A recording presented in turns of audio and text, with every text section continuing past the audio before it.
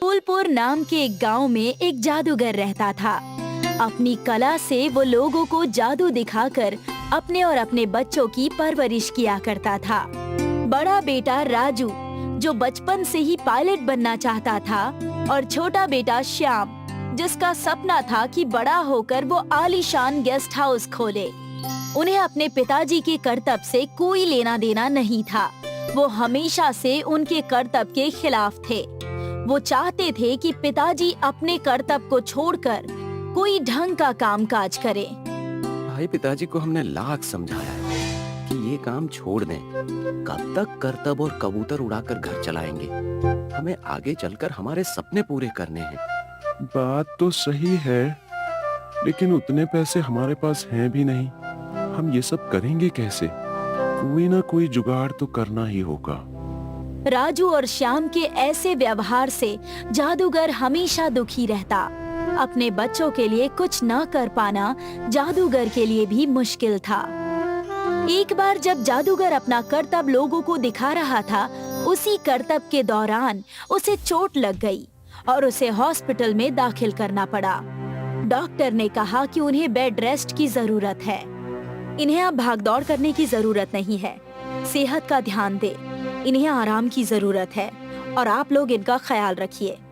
ठीक है डॉक्टर साहब, जैसा आप कहें।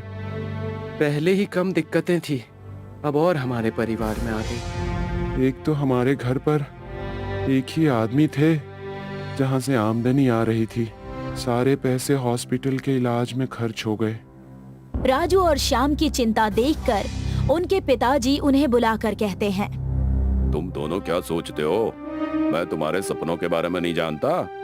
मुझे पहले से ही पता है तुम्हें गेस्ट हाउस खोलना है और तुम्हें पायलट बनना है। कम पैसों की वजह से मैं ये चीजें नहीं कर पाया, लेकिन मैं अपने जादुई तजुर्बे से कह सकता हूँ तुम दोनों की इच्छा जरूर पूरी होगी। आप हमारी चिंता ना करें, आप अपना ध्यान रखें। बचपन से आपने ही हमें संभाला है, इतना ही हमारे लिए बहुत है। लेकिन हमारी इच्छाएं आपको कैसे पता चली? इस बारे में तो हमने आपसे कभी कोई बात नहीं की। वो तो तुम्हारा बाप ही ना। समय आने पर तुम्हारी इच्छाएं जरूर पूरी होंगी। जाओ जाओ, अब मुझे आराम करने दो। राजू और श्याम अपने पिताजी के कमरे से बाहर जा ही रहे होते हैं कि उन्हें पता चलता है कि उनके पिताजी ने उनके लिए एक छोटा जादुई प्लेन रखा है। राजू और श्याम जानते थे कि उसमें जादू है।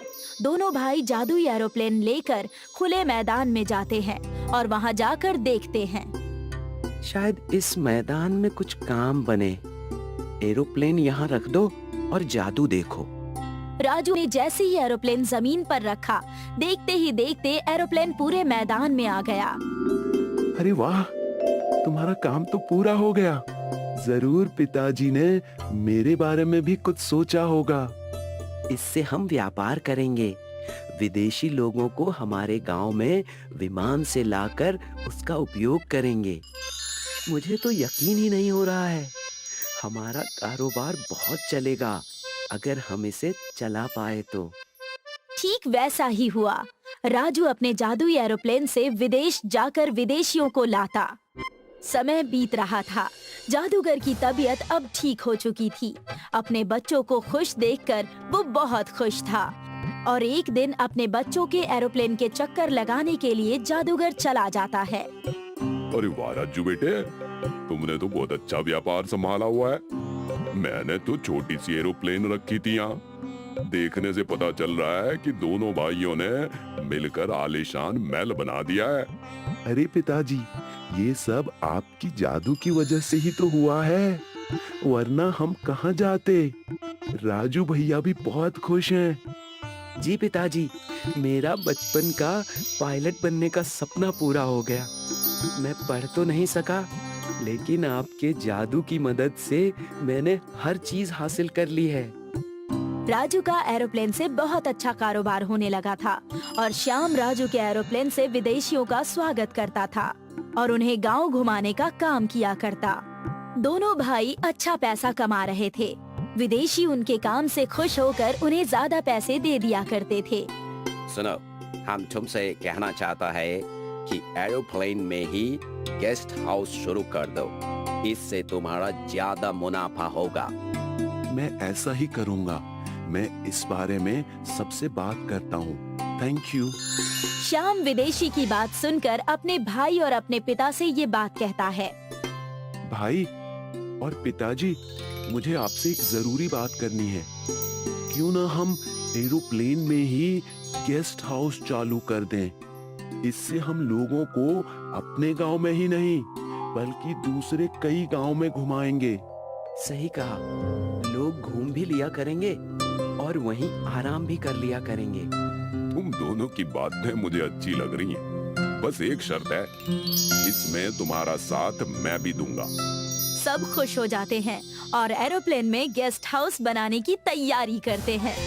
एरोप्लेन बाहर से साधारण लगता है, लेकिन अंदर जाते ही ऐसा लगता था मानो आलीशान महल हो। लोग एरोप्लेन गेस्ट हाउस पर खूब मजे से सवारी करने लगे।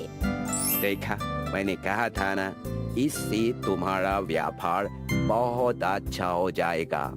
धन्यवाद।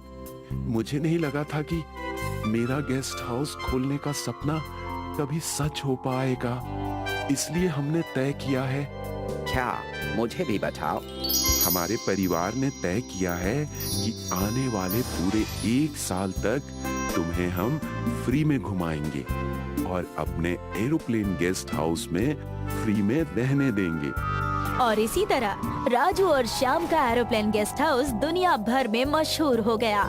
लोग बहुत दूर दूर से उनके पास आते और उसका आनंद लेते, और वो विदेशी आदमी भी उनके रंग में रंग गया था।